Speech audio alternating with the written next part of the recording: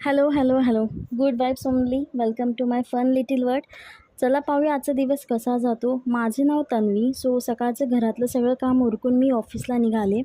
मी आणि माझी गाडी, ही आहे माझी गाडी.